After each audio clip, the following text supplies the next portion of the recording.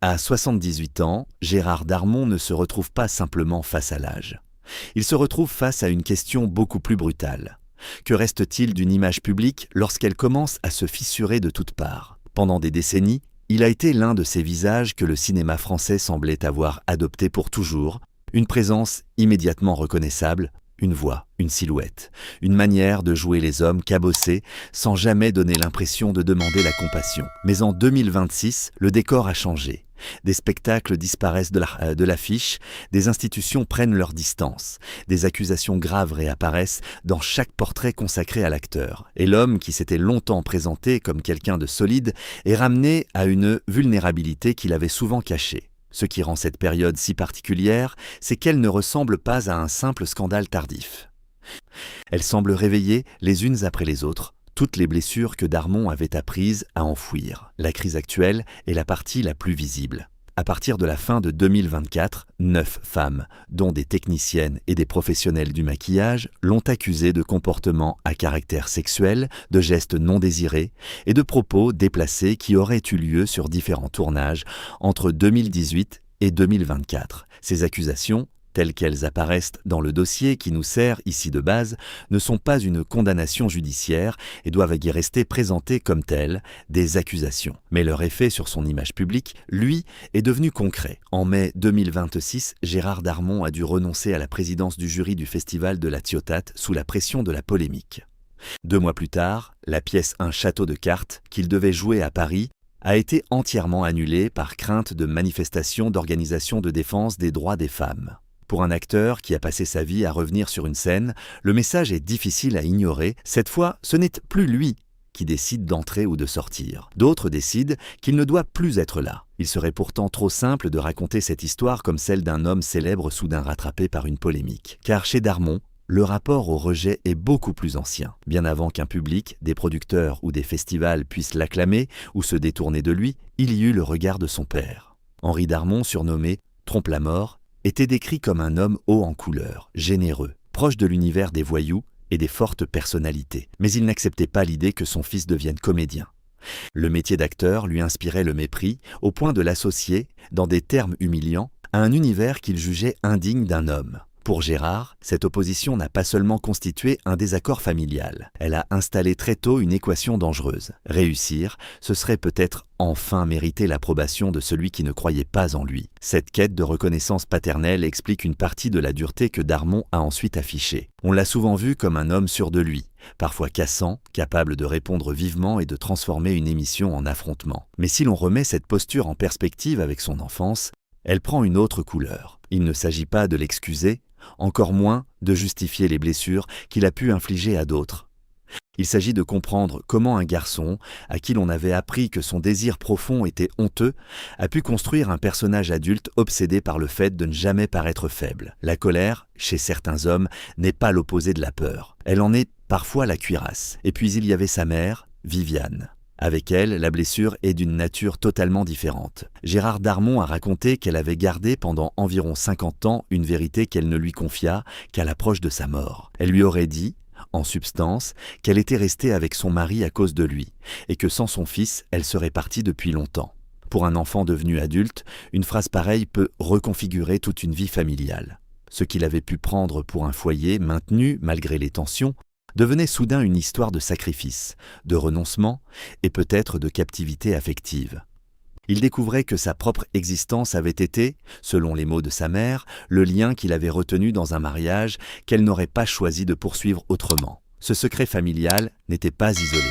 Viviane portait elle-même une histoire traumatique. À 22 ans, elle avait perdu sa mère dans des circonstances atroces. La grand-mère de Gérard Darmon avait été grièvement brûlée dans un accident domestique et était morte après 8 jours de souffrance. Ce type d'événement ne reste pas enfermé dans la génération qui l'a vécu. Il modifie les silences, les peurs, les réactions et la manière d'élever les enfants. Dans le cas de Darmon, l'enfance se trouve donc entourée de 2 forces contradictoires. Un père qui rabaisse son rêve et une mère qui l'aime tout en portant le poids d'un deuil violent et d'un mariage qu'elle dit avoir supporté pour lui. Ce n'est pas une enfance qui donne facilement le sentiment d'être léger.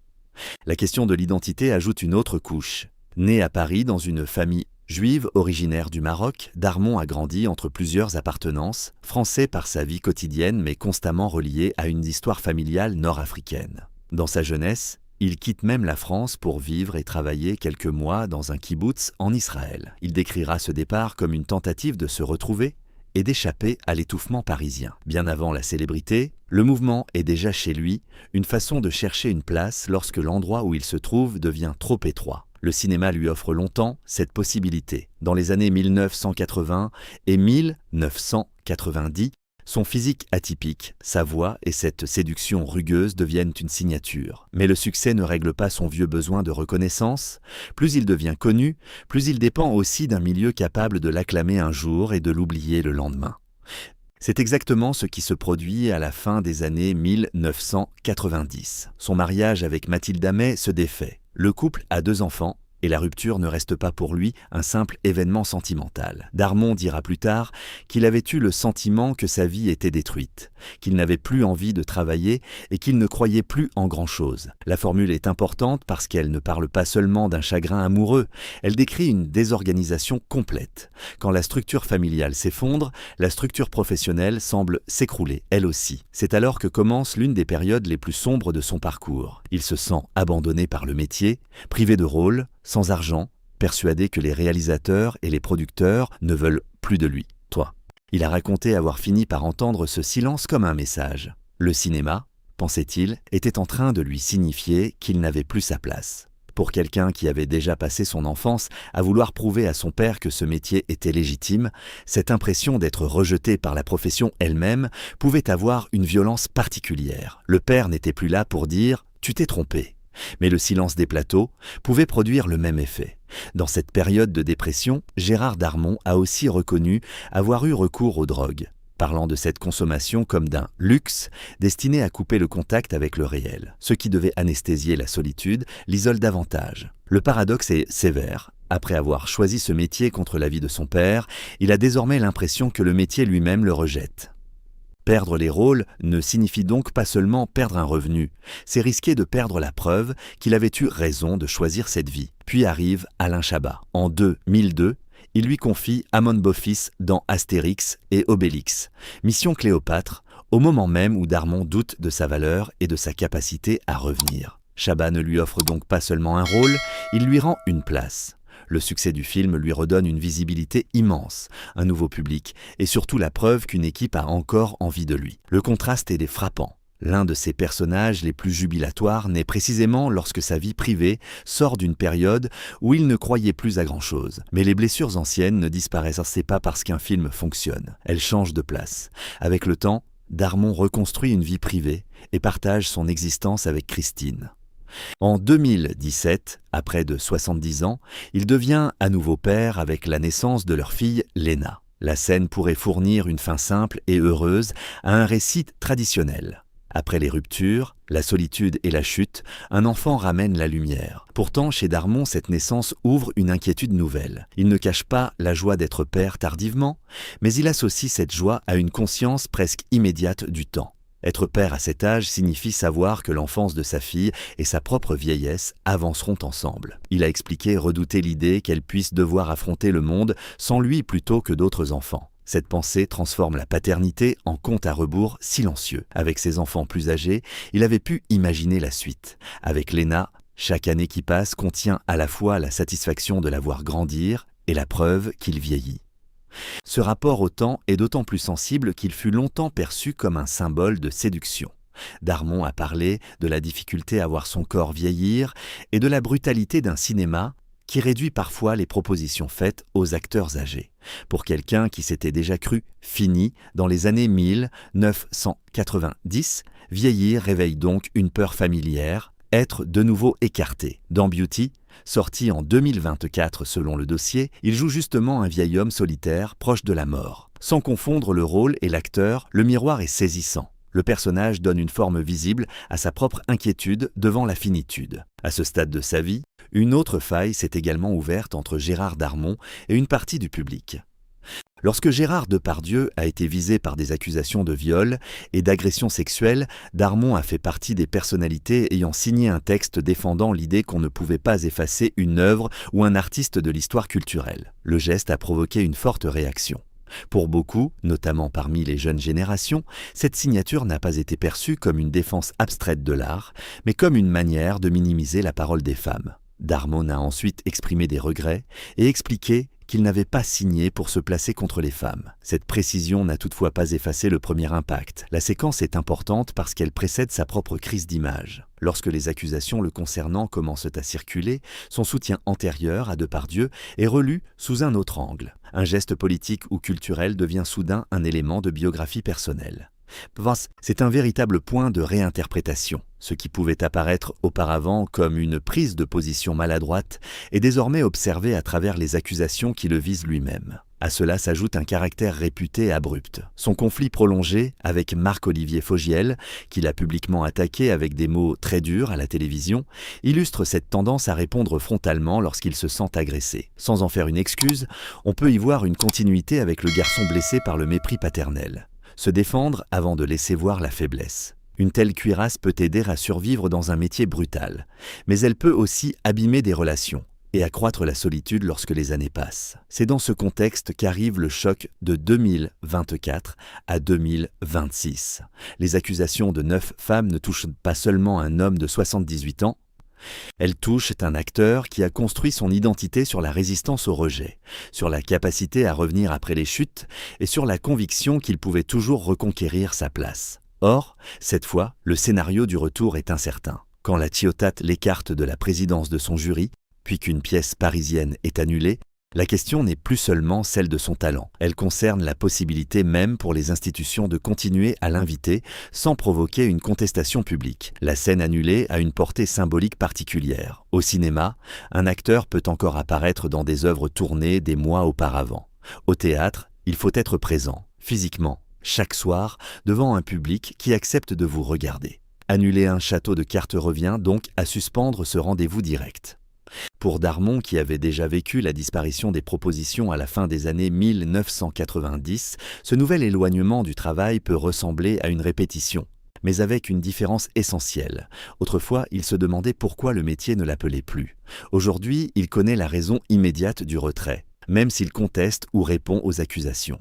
C'est ici que le « secret » de Gérard Darmon à 78 ans prend une forme moins spectaculaire mais plus profonde que celle d'une révélation isolée. Son existence est traversée par une peur constante de l'abandon. Abandon du père sous la forme du refus, abandon du couple lors du divorce, abandon du métier quand les rôles cessent d'arriver, abandon possible de l'enfant lorsqu'il pense à sa propre mort, et maintenant abandon du public ou des institutions lorsque sa réputation vacille. Cette lecture ne transforme pas les accusations en simples chapitres d'une souffrance personnelle. Osiques yetammodet o podere. In the ancient land of Eldoria, where skies shimmered and forests whispered secrets to the wind, lived a dragon named Zephyros. Sarcastically, not the burn-it-all-down kind, giggles, but he was gentle, wise, with eyes like old stars. Whispers, even the birds fell silent when he passed. Mais la juxtaposition des événements est saisissante. Darmon a passé sa vie à chercher des endroits où rester, des rôles qui le rappellent, des relations qui résistent, tout en adoptant souvent un comportement assez rugueux pour risquer lui-même de provoquer la distance qu'il redoute. C'est aussi ce qui rend sa paternité tardive si émouvante et si inconfortable. Lorsqu'il regarde Léna, il ne peut pas seulement voir l'enfant qu'il a désiré. Il voit également le temps qu'il ne maîtrise pas. Sa mère lui avait appris, très tard, qu'elle avait sacrifié une part de sa vie familiale pour lui. Lui sait qu'il ne pourra pas négocier avec la durée afin de rester auprès de sa fille aussi longtemps qu'il le voudrait. 2 générations, 2 formes de présence forcée ou impossible. Une mère qui dit être restée, un père qui craint de devoir partir. À 78 ans, Gérard Darmon se retrouve donc dans une position qu'il n'avait probablement jamais imaginée lorsqu'il cherchait l'approbation de son père. Il est reconnu. Il a laissé des rôles populaires. Il a connu les grands plateaux, les succès, la notoriété, l'affection d'un public. Et pourtant, aucune de ces victoires ne peut garantir la dernière chose qu'il semble avoir toujours voulu obtenir, la certitude d'avoir encore sa place. Le vieillissement, les polémiques, les accusations, Les conflits et la réaction des institutions convergent vers cette même question. Il faut enfin revenir aux accusations avec une exigence de précision.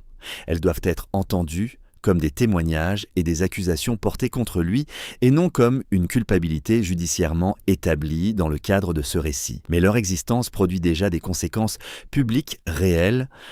Une carrière ne se construit pas seulement par des verdicts de tribunal. Elle dépend aussi de la confiance des équipes, des producteurs, des festivals et du public. En 2026, cette confiance est manifestement fragilisée. Pour l'acteur, c'est un nouveau type de chute, moins silencieux que celui des années 1990, beaucoup plus exposé et surtout impossible à séparer de la manière dont la société française a changé son regard sur les comportements de pouvoir dans le milieu culturel. Cette transformation du regard collectif est peut-être ce que Darmon, comme beaucoup d'artistes de sa génération, a le plus de mal à intégrer. Le cinéma français qu'il a connu fonctionnait avec des codes, des hiérarchies et des tolérances qui sont aujourd'hui interrogées. Ce qui était autrefois excusé comme caractère, séduction, humour lourd ou tempérament peut désormais être raconté autrement par celles et ceux qui l'ont subi. Dans un tel contexte, l'image de l'acteur ne lui appartient plus entièrement. Elle se construit aussi à partir des récits des autres, et c'est là que son histoire devient plus complexe qu'un portrait de victime ou qu'un réquisitoire. Gérard Darmon peut avoir connu de véritables blessures et avoir lui-même blessé. Il peut avoir souffert du rejet tout en ayant parfois rejeté les autres. Il peut avoir été sauvé par la fidélité d'un ami comme Alain Chabat tout en perdant d'autres relations à cause de son caractère. Il peut craindre sincèrement de ne pas être assez longtemps présent pour sa fille, tout en étant aujourd'hui confronté à des femmes qui racontent une expérience radicalement différente de sa présence sur les plateaux. Les contradictions ne s'annulent pas, elles composent l'homme. À l'âge où beaucoup rêvent de réduire leur vie à quelques souvenirs heureux, Darmon ne bénéficie pas de cette simplification.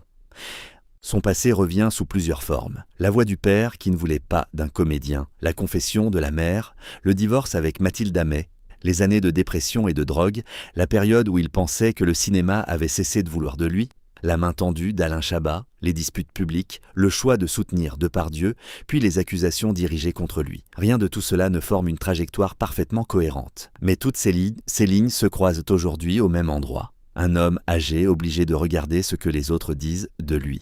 Il y a quelques années encore, son inquiétude la plus intime semblait liée au temps biologique. Il regardait son visage changer, pensait à la mort, à sa fille trop jeune, au risque de ne pas assister à certaines étapes de sa vie. Désormais, une deuxième horloge s'est ajoutée à la première, celle de la mémoire publique. Combien de temps faut-il pour qu'une réputation se transforme? Que restera-t-il de ses rôles si son nom reste associé à des controverses? Peut-on séparer l'œuvre de l'homme et surtout qui décide de cette séparation? Ce sont des questions auxquelles aucune carrière, même immense, ne donne une réponse automatique. Peut-être est-ce finalement cela, le véritable secret de ses 78 ans?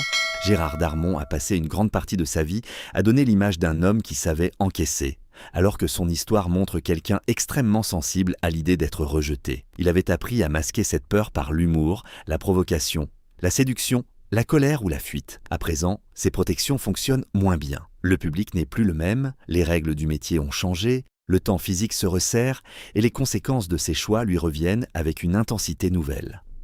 La dernière image n'est donc pas celle d'un acteur triomphant, ni celle d'un homme définitivement condamné par l'opinion. C'est celle d'un homme qui, à 78 ans, découvre que certaines batailles ne se gagnent ni par une réplique brillante, ni par un rôle réussi. Sa mère avait attendu un demi-siècle avant de lui dire pourquoi elle était restée. Lui arrive aujourd'hui à un âge où il ne peut plus repousser indéfiniment les questions sur ce qu'il a été, ce qu'il a fait, ce qu'il a perdu et ce qu'il laissera. Et tandis que les scènes se ferment autour de lui, la question la plus lourde n'est peut-être plus de savoir s'il reviendra encore au cinéma ou au théâtre. Elle est de savoir quelle version de Gérard Darmon restera lorsque le bruit se sera enfin tu.